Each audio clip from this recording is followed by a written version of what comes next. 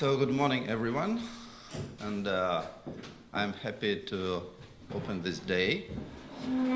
And we have a festival of mind, and mind is already kind of a festival as such. And one of the biggest fireworks of this festival is emotions that we have. One of the biggest attractions of this festival, most entertaining, maybe one of the most entertaining things there. And before I proceed to emotions, I would like to make a short outline. Why do we need mind? And this is not a question that we often ask ourselves. Why the hell do we need mind? And then the answer is quite simple, because what is the purpose of living beings? What is the purpose? The purpose is to survive. So this is our main goal. This is basically what we are doing in our lives. We are surviving. We are continuing our existence. And we are continuing our existence either as individuals or as groups, as a nation or society or humankind, or like all living beings together in a way. But this is our main task, to survive in a way. I mean, there are many other tasks, but if you don't survive, other tasks cannot be completed as well. So we need mind to survive. And how do we use mind to survive? And the answer is quite simple. We use mind to predict the future. We need mind to know the future, because if you don't know the future, it's very difficult to survive. Because the world is changing all the time, and if we cannot predict, if we don't know what's going to happen, we don't have many chances. And we take experience from the past, we use experience from the past, and we keep it in our memory, which is also part of mind, function of mind. And then we compute something, we calculate to predict the future.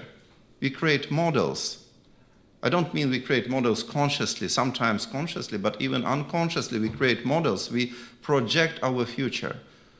So we need to understand how things happen. Like, for example, when you cross the road, for me, it's a little bit difficult in London because all British, they always drive the wrong side of the road. So I need to change my mind to predict from where they are coming. But fortunately, I was born in the Soviet Union, and I lived for many years in the Ukraine and Russia. So at least we have a habit to look both sides before crossing the road. Both sides, you cross one lane, and then you come to the middle of the road, you still look both sides because you never know what happens. So European countries are more predictable. And there are places which are not very much predictable, so we need to use mind to solve different kinds of problems. So we use mind to predict the future. And this is probably the main purpose. Of course, there are many, how they call it now, life hacks. Yeah. So we can find other ways to use mind to enjoy creativity or arts or whatever, puzzles, etc., to entertain ourselves, to entertain mind. But it's all secondary. So, but mind is not only a computer. It's not just computational. It's just part of mind.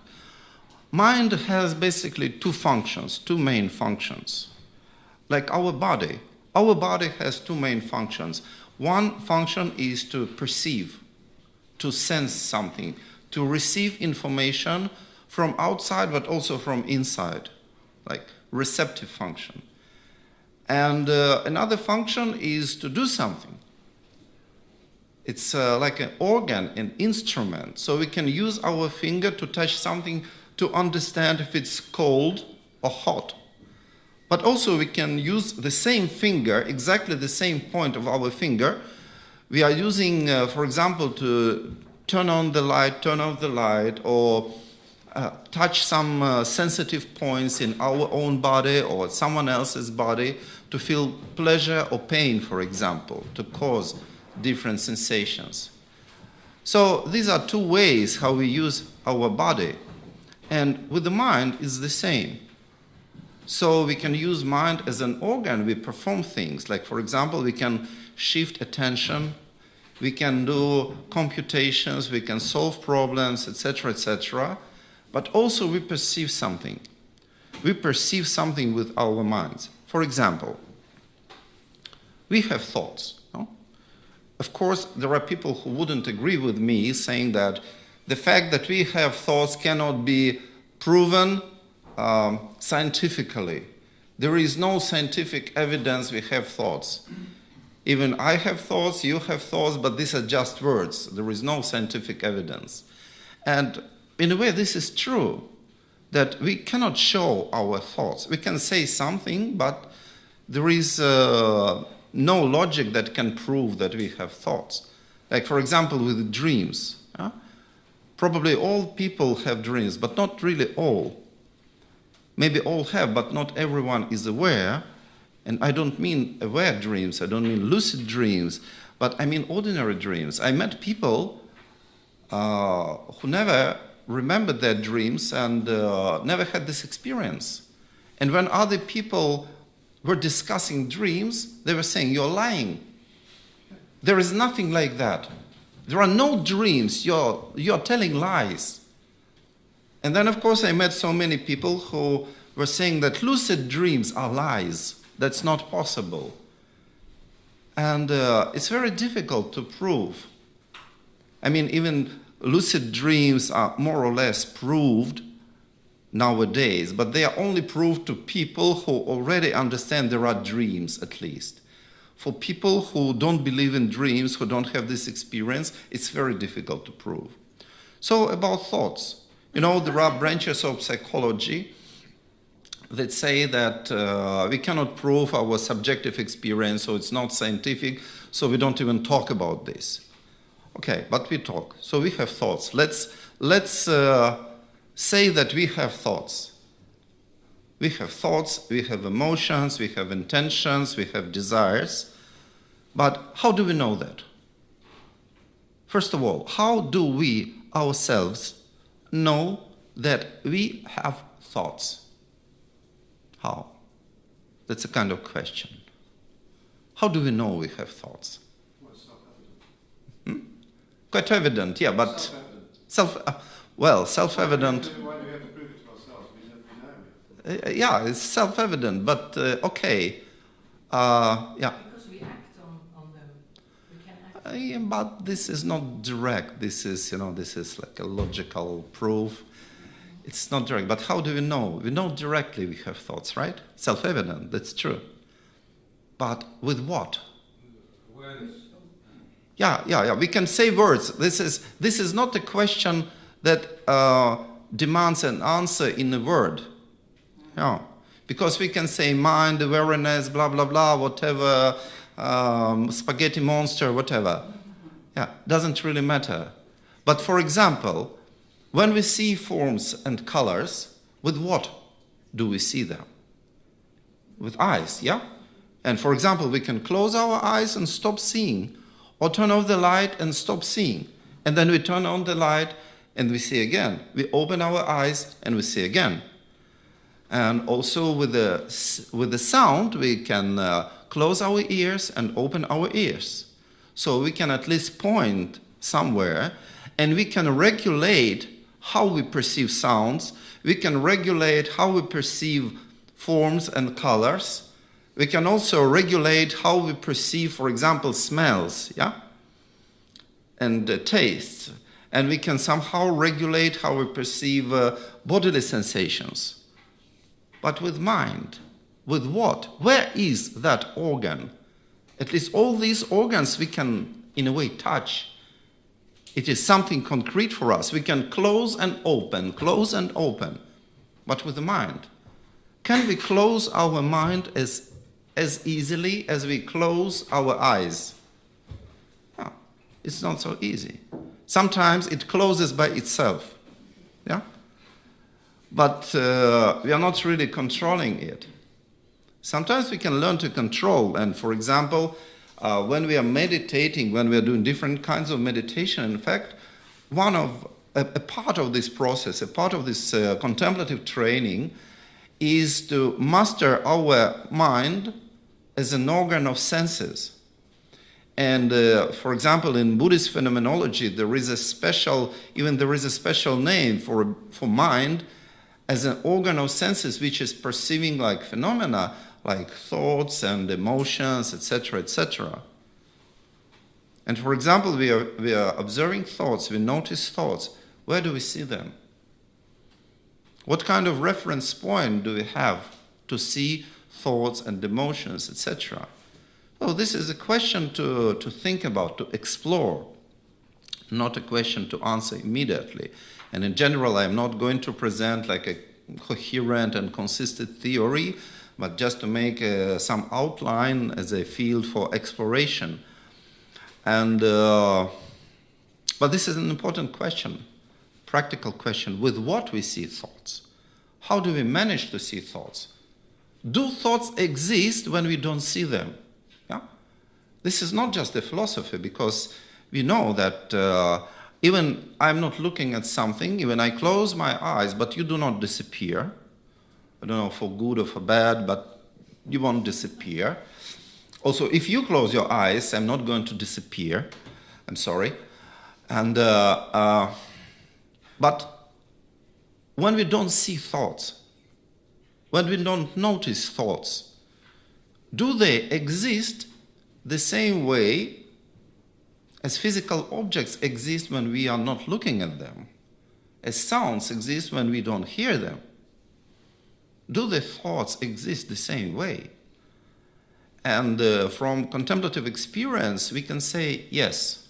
Of course, this cannot be proven, but we can say yes. And for example, when we start meditative training for calming down mind, one of the most common experiences that most people have is the experience that we discover that we have much more thoughts than usual. So when we were not meditating, we did not have that many thoughts. We still had some, but not that many. And then when we start meditating, it looks like we have increase of thoughts, like a fountain of thoughts, waterfall of thoughts. And maybe we think, oh, maybe better I don't meditate, then my mind is more calm if I don't meditate. But this experience is explained as the fact that there were thoughts, but in our ordinary state, we were not noticing them. We couldn't notice them. And when we start to concentrate, to calm down, to detach our senses from sensory distractions, we start to notice all that chaos of thoughts that is always happening in our minds and is controlling us. And we don't even notice that. We are not even aware how it is controlling us. So in a way, we can be called something unconscious, subconscious, whatever, but this is the point, that there are things in our mind that we don't notice, and we can learn to notice them. So the same thing with emotions. It's not always that we notice our emotions. We can have emotions, and this can be detected even scientifically, because there is already so many studies about emotions and explaining emotions like as combinations of different hormones, like increase of some hormones, decrease of other hormones, and there are maps of emotions like that. But maybe we have it physically, but we don't notice it. But with what we notice emotions, more or less with the same organ that we use for noticing thoughts, and also intentions, desires, etc., etc. So emotions are basically the objects of our minds. Not only minds, as we will see later, but partially objects of our minds, like thoughts are objects of our minds. And what are the issues with emotions? Why they are so important for us? So first of all, emotions make us act. When we have an emotion, like we have an emotion of fear, it changes our reactions. It can provoke our actions or it can inhibit our actions. So in any case, it's changing the way we act. When we are angry, it changes the way we act. And when we feel love, it changes the way we act. And sometimes we do something and later we regret. And then we say, oh, I'm so sorry I did that, but it was not really me doing that. It was my anger who made me do that. It was my jealousy that made me do that. Or it was my fear that made me do that. So it's like this anger, jealousy, fear are something like independent agent that have their power, and they can manipulate us. They can guide our actions. Of course, it doesn't take away the responsibility from us, but sometimes we feel like this, that we are guided by our emotions, our feelings. Then another thing that emotions do to us, they distort our perception.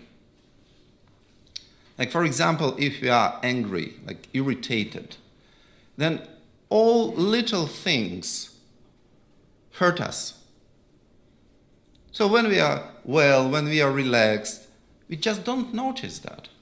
But when we are angry, when we are irritated, even the smallest thing can create a big disaster for us, and we become hypersensitive, and we overreact. And also, the way we see things, like for example, if we are conditioned by fear, then everywhere we see a danger. We see a danger on everyday level, like we are walking on streets, and when we see people who look certain way, we feel danger. Yeah? Or we read news, and when we hear the names of some countries, we feel danger, and whatever they do, these people or these countries, we feel that this is like a threat to us. So this idea of threat is mainly the result of our fear. Or if you have attachment, it also changes our perception. If you have jealousy, for example, let's say we have a girlfriend or boyfriend, and we are calling. And in general, we have this tendency of being jealous. And we are calling our girlfriend or our boyfriend, we call, and they don't answer. What happens to our imagination?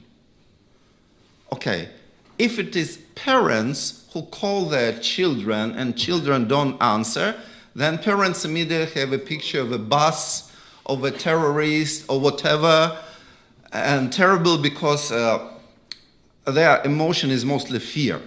Yeah?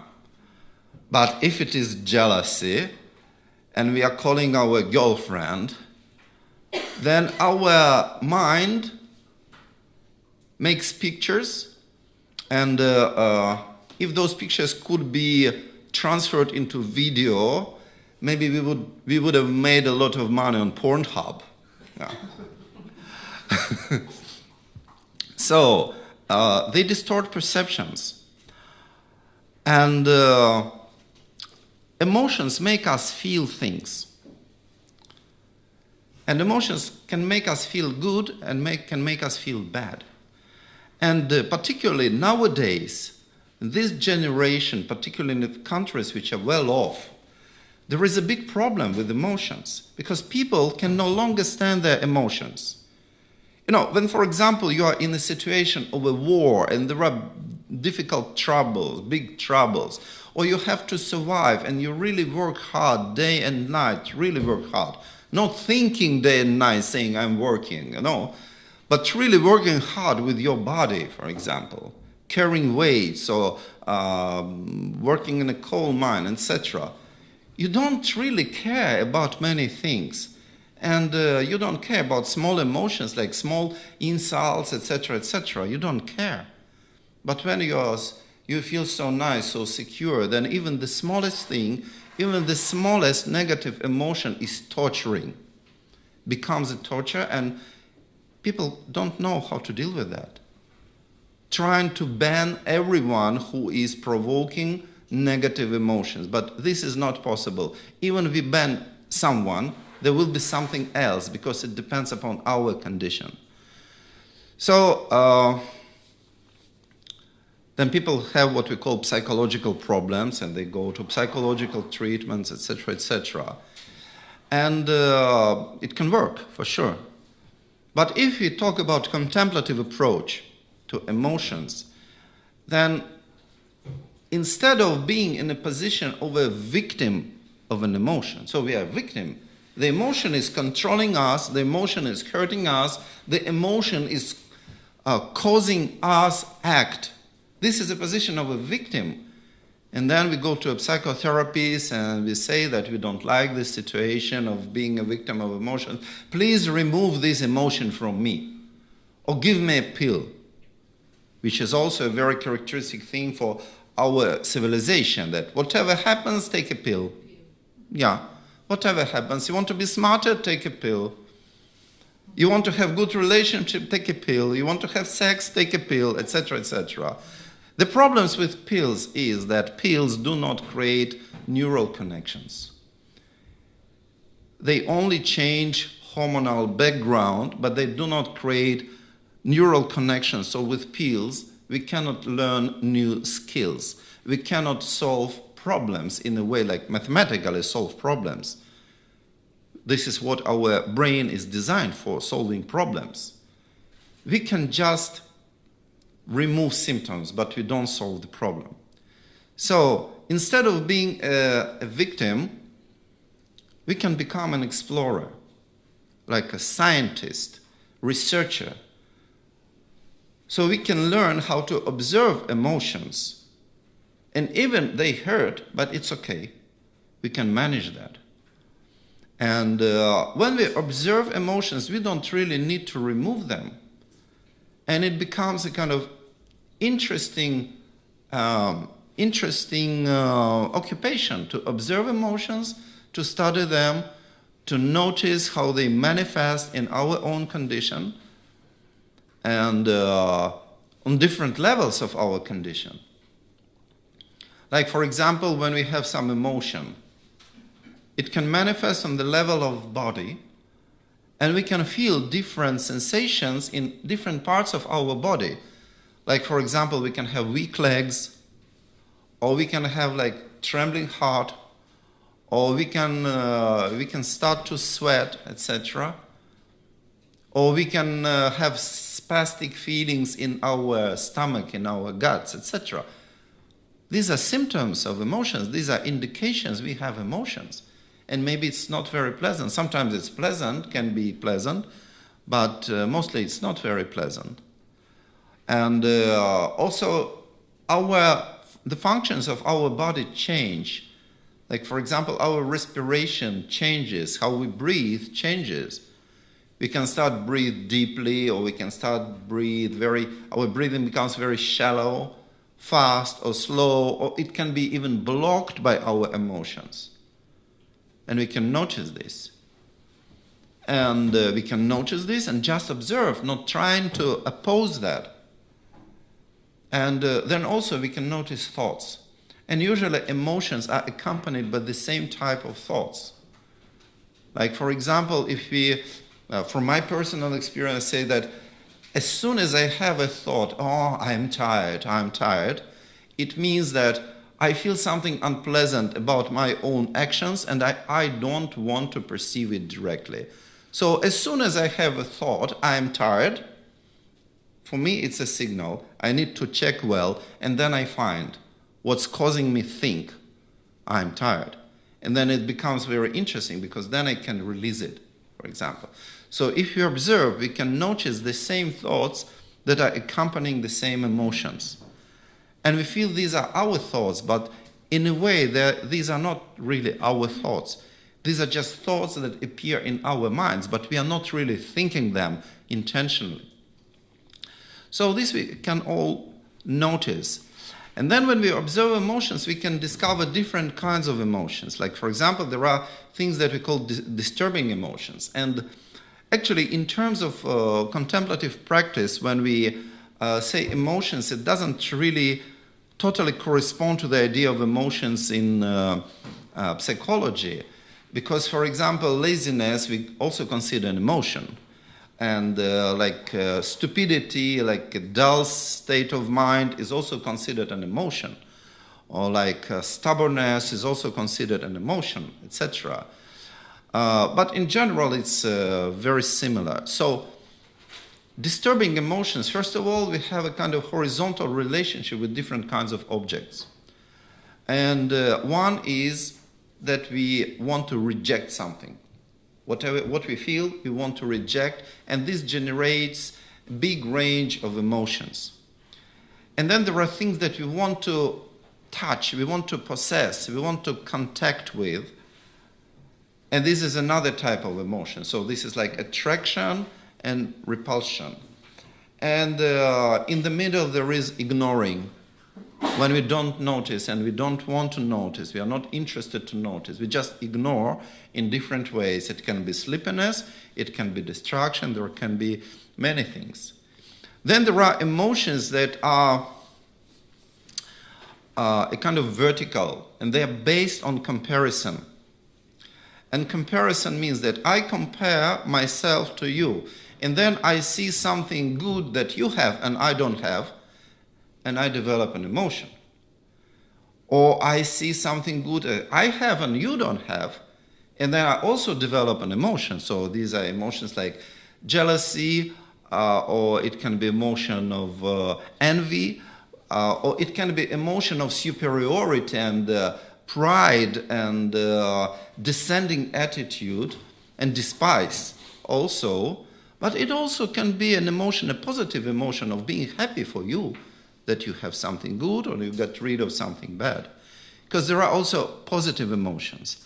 And positive emotions, we can discover that they are very helpful from evolutionary point of view, because they help us to survive.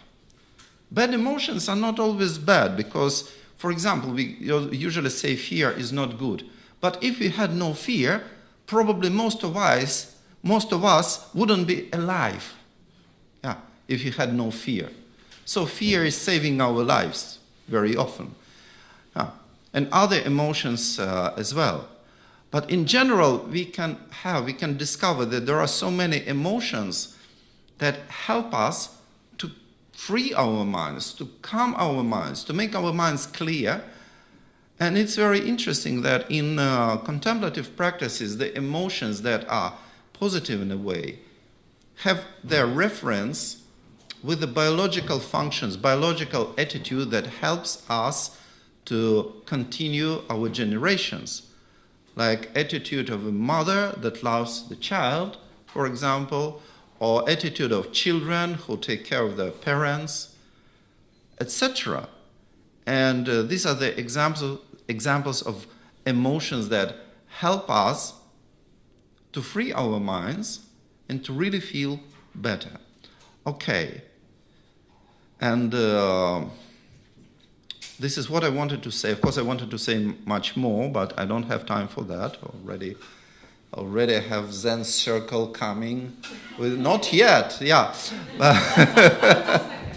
20 seconds, you see.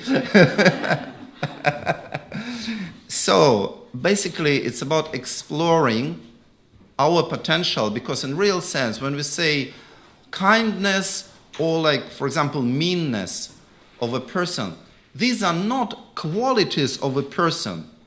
These are phenomena that we can manifest. The same person can manifest kindness and hatred. And this is very important, that we have this potential that needs to be explored, and our own potential is only ourselves who can explore. So this is the brief outline of a contemplative approach to working with emotions. And if you're interested, you come tomorrow, and I will give a little workshop where we are going to work with our emotions. Okay, thank you.